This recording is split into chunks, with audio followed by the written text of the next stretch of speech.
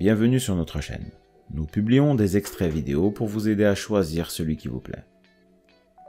Pour savoir comment télécharger ce livre audio gratuitement, ou un autre de votre choix, n'hésitez pas à cliquer sur les liens en description.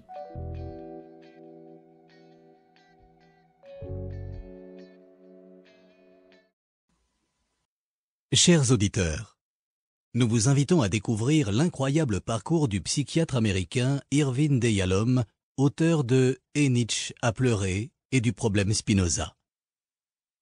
Pour la première fois, tissant des liens entre sa formation, les histoires de ses patients, les héros de ses romans, ses amours et ses regrets personnels, il nous révèle le cheminement de sa pensée.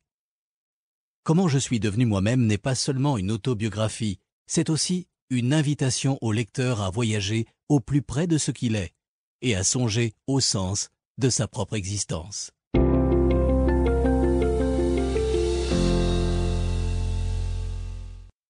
J'ai une patiente, Rose, qui, ces derniers temps, parlait essentiellement de ses rapports avec sa fille adolescente, enfant unique. Rose semblait sur le point d'abandonner, de laisser tomber sa fille qui n'avait d'autre passion que l'alcool, le sexe et la compagnie d'adolescents aussi débauchés qu'elle. Naguère, Rose avait passé en revue ses défaillances de mère et d'épouse, ses nombreuses infidélités, l'abandon de sa famille plusieurs années auparavant pour aller rejoindre un autre homme, puis le retour à son mari, quand la liaison avait fini par s'essouffler.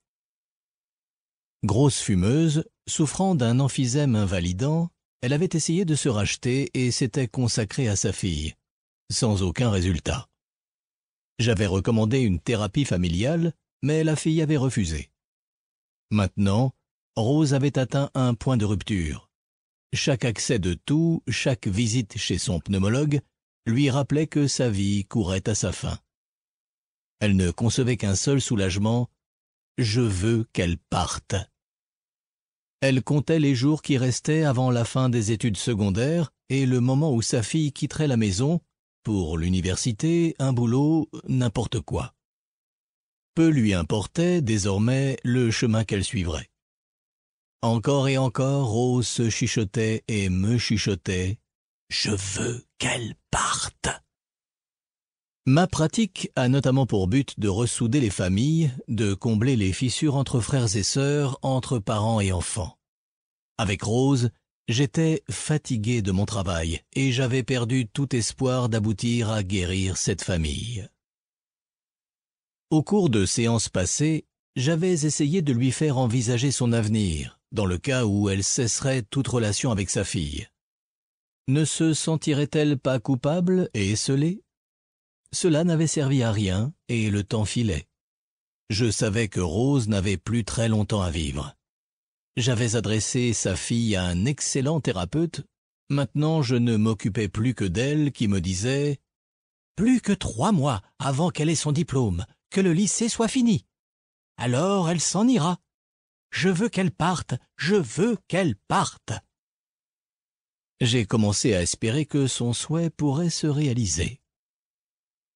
Ce jour-là, tout en faisant ma balade à vélo, je me répétais les paroles de Rose et je me mis à penser à ma mère, voyant le monde à travers ses yeux, peut-être réellement pour la première fois.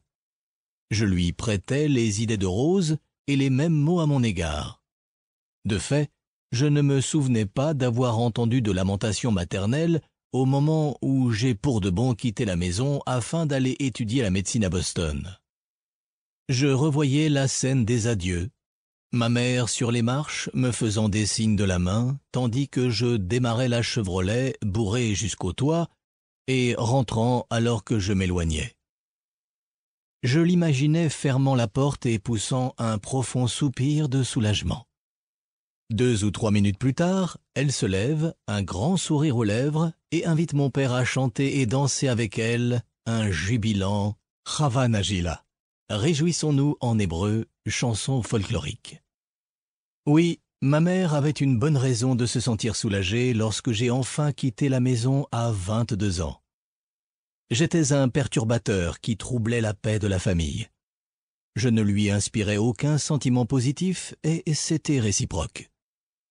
Tout en continuant de pédaler, je me remémore la nuit où mon père, âgé de 46 ans, moi de 14, se réveilla avec une forte douleur dans la poitrine. En ce temps-là, les médecins se déplaçaient en ville. Ma mère appela le nôtre, le docteur Manchester. Dans le calme de la nuit, nous trois, mon père, ma mère et moi, avons attendu anxieusement son arrivée. Ma sœur, Jean, de 7 ans plus âgée que moi, avait déjà quitté la maison pour l'université. Chaque fois que ma mère était affolée, elle retrouvait le mode de pensée primitif. Si quelque chose de mal se produit, il y a forcément un coupable, en l'occurrence moi. Tandis que mon père se tordait de douleur, elle me criait « C'est toi qui l'as tué !» Dissipation, manque de respect, désordre, mon comportement avait plongé mon père dans l'état où il se trouvait. Des années plus tard, mon récit de l'événement sur le divan d'Olive Smith, mon ultra-orthodoxe psychanalyste, suscita un de ces rares accès de tendresse. Elle claqua la langue, tss, et se pencha vers moi. « Ça a dû être vraiment terrible, affreux pour vous. » Analyste de formation rigide dans un institut moins rigide, elle considérait l'interprétation comme le seul acte vraiment efficace du psychanalyste. De ces interprétations, denses, réfléchies, formulées avec précaution, je n'ai rien retenu. Sauf sa réaction cette nuit-là, la chaleur de son comportement que je chéris toujours 6 décennies plus tard. « Tu l'as tué! Tu l'as tué !» J'entends encore la voix suraiguë de ma mère. Je me revois recroquevillé, paralysé de peur et de fureur, avec l'envie de hurler à mon tour. « Il n'est pas mort! Tais-toi, imbécile !» Pendant qu'elle épongeait le front de mon père, lui essuyait la tête, je restais assis par terre dans un coin. Puis, enfin, vers 3 heures du matin, j'ai entendu la grosse Buick du docteur Manchester écraser les feuilles d'automne dans la rue et j'ai dévalé l'escalier 4 à 4 pour ouvrir la porte. J'aimais beaucoup le docteur Manchester et la vue de son gros visage rond et souriant a suffi à chasser ma panique. Il posa la main sur ma tête, m'ébouriffa les cheveux, rassura ma mère, fit une piqûre à mon père, de morphine probablement, lui appliqua son stéthoscope sur la poitrine et me laissa écouter. « Tu entends le tic-tac, fiston? Aussi fort et régulier qu'une horloge. Pas de quoi s'inquiéter. Il va se remettre. » Cette nuit-là, j'ai vu mon père frôler la mort, subi comme jamais encore auparavant la rage de ma mère, et pris la décision autoprotectrice de fermer la porte sur elle. Je devais quitter cette famille. Pendant les 2 ou 3 années qui suivirent, je lui ai à peine parlé. Nous vivions comme des étrangers sous le même toit. Et surtout, je me souviens de mon soulagement intense, manifeste, quand le docteur Manchester est entré chez nous. Personne ne m'avait fait un tel cadeau.